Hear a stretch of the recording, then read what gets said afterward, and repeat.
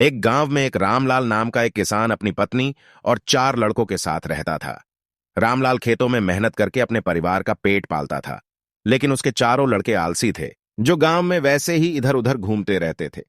एक दिन रामलाल ने अपनी पत्नी से कहा कि अभी तो मैं खेतों में काम कर रहा हूं, लेकिन मेरे बाद इन लड़कों का क्या होगा? इन्होंने तो कभी मेहनत भी नहीं करी, ये तो कभी खेत में भी नहीं गए। रामलाल की पत्नी ने कहा कि धीरे धीरे ये भी काम करने लगेंगे। समय बीतता गया और रामलाल के लड़के कोई काम नहीं करते थे।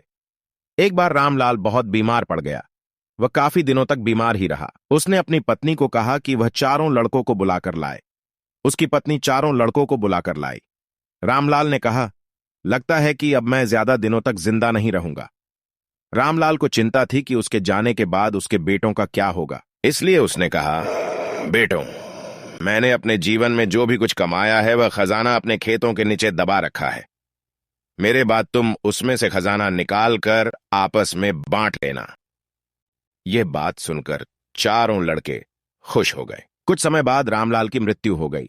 रामलाल की मृत्यु के कुछ दिनों बाद उसके लड़के खेत में दबा खजाना निकालने गए। उन्होंने सुबह से लेकर शाम तक सारा खेत खोद दिया, लेकिन उनको कोई भी खजाना नजर नहीं आया। लड़के घर आकर अपनी मां से बोले, मां, पिताजी ने हमसे झूठ बोला था, उस खेत में हमें कोई खजाना नहीं मिला।